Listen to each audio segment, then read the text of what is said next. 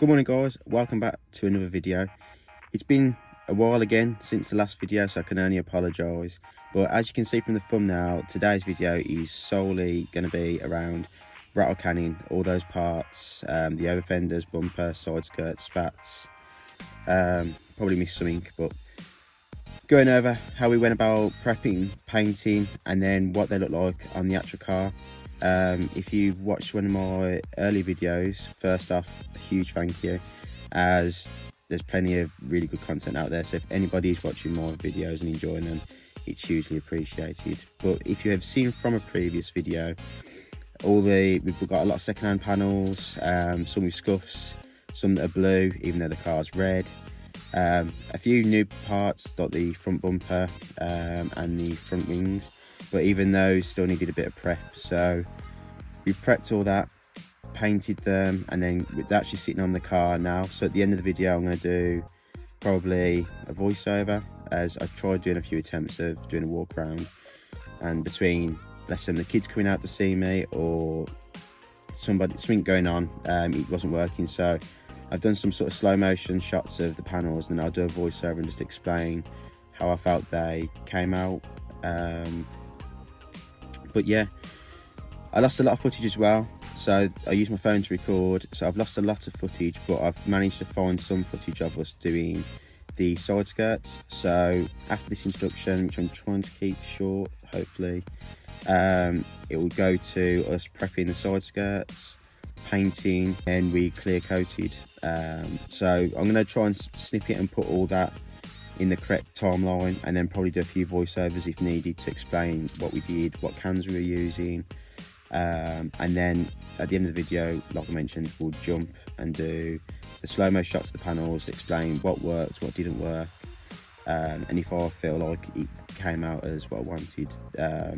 Just quickly before we jump to the video, the aim was to get the car to look like an 8-foot paint job, or if it was rolling down the road, it was just sort of a consistent colour, look fairly good. I wasn't expected to be a professional paint job finish, but anything would look better than the car being a mishmash of blue panels, white panels, grey panels, and then the existing red. So yeah, I hope you enjoy the video. I hope it helps anybody that's maybe thinking about rattle canning parts of the car or the whole car. My budget in mind for this was about £500 in like primers, paints, prep. I think I've stayed within that 500. Hope you enjoy it, guys. If you do, then obviously please leave a comment or a like, or potentially, if you really want to be nice, then maybe subscribe. But yeah, thanks for watching, guys, and I hope you enjoy the video. Right guys, first voiceover to this video, and as you probably just saw, the first bit we're going to go over is the prep that we did for the panels. So we had second-hand panels and new panels. The new panels were a lot easier to prep. We basically hit them with sort of a wet sand of 240 to 400, and that was enough then to get them ready for primer. With the second-hand stuff, it was a bit more tricky. We had to use maybe like an 80 to 120 grit to get some of the old paint, any marks. Sort of really had to go over that first hand, and then afterwards we then moved on to sort of a 240 to 400 to smooth it out once we were happy with how it looked, ready for primer. So yeah, regardless of whether it was new or old, all the panels were wet sanded, and then obviously made sure they were completely dry. Obviously we did all the painting in the summer when it was a lot warmer, so made sure all the panels were dried off then prior to primer. But yeah, so second-hand panels we were doing anywhere from like an 80 grit up to 120, just to get it all smoothed out. And then in the primer section, that's where we jumped up then to the 200 to the 400. The newer panels, we probably did 200, or maybe slightly higher prior to primer, because there was just no defects like the second-hand items. So just need to think about whether you've got second-hand panels or new panels. You might need to use different grits, but the next section will be the primer. Right guys, on to the second part, and this is the primer section. So as you can probably see, which I forgot to mention in the first bit of the video, was that you can see bits of red because I ignored my advice when I was actually doing the side skirts. Tried to paint with them not as well prepped as I should have done, and then when we put the red on you could see a load of defects. I wasn't happy, so then we had to go back and prep again. So that's where you can see a bit of primer and a bit of red. So we've primed over the bit that we reworked and then left the bits of red that we were happy with. But then this is at this stage then, so we've done a couple of layers of primer on that, let it dry off, and then we'll probably just go with a wet sand of 400 grit paper just to smooth it out, ready to the first layer of paint. Right guys, this is the first few layers of paint. After this dried off, we used a 2500 grit wet dry. We did this because there was a few little defects in the paint, and for some reason then once it was dried off and we did the extra layers, it seemed to give us a really good gloss, which you'll see later on in the video. Also, just keep an eye on how close you spray. Our camera recommended a 30cm distance, but if we did that we were losing a lot of the paint, so just bear that in mind. We've painted, as we've said, the red, done a 2500 grit wet and dry, just done a wipe down on the second one, and then what we're going to do now is just do that final coat, like the one still drying up here, which is still looking nice. So probably the final time lapse, but we'll set up and do that. Right guys, in this footage we're doing the last two passes after that 2500 grit wet sand.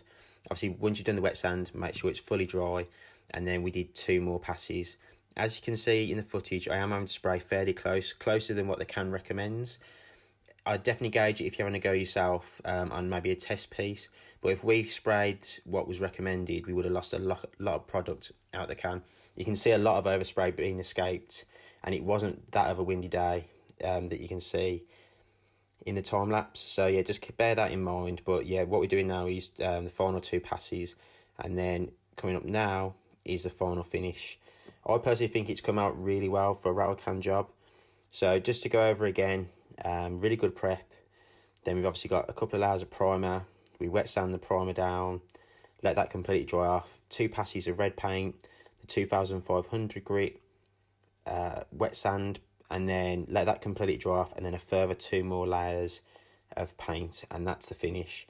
No runs, obviously being very mindful to make sure you're not putting too much spray on, which can happen.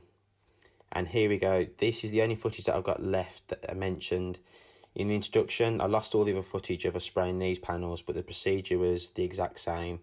We went for a heck of a lot of cans. The cans we used were Halfords own paint and Halfords own lacquer for anybody interested.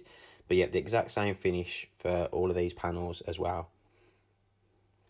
Right guys, so here we are at the end of the video, and I'm currently on this footage stood about 8 foot away from the car, and I definitely feel we've achieved what I mentioned at the beginning of the video about having a good looking car from about 8 foot, 10 foot away, and I definitely think that's been achieved here with the budget and the products that we've used. So this is just a bit of a walkover now, just showing you the panels on the car. This footage was about 2 months after we painted the panels, but I'm really happy and impressed with how it's come out, and you've got to admit it looks a lot better than all the mishmash of different panels that were on the car previously, if you have watched any of the previous videos. But here we go guys, there's a few bits that need to be addressed.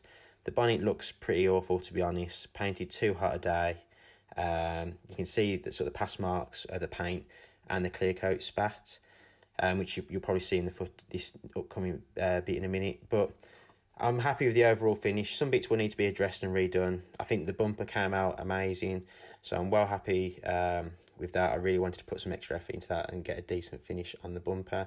But yeah guys, hope you've enjoyed the video and it's helped somebody out or just enjoyed watching the video. I'm going to leave in the description of the video all the prep and details of what we did. But yeah, thanks for watching guys, hope you enjoyed the video. Comment, like, subscribe. See you in the next one.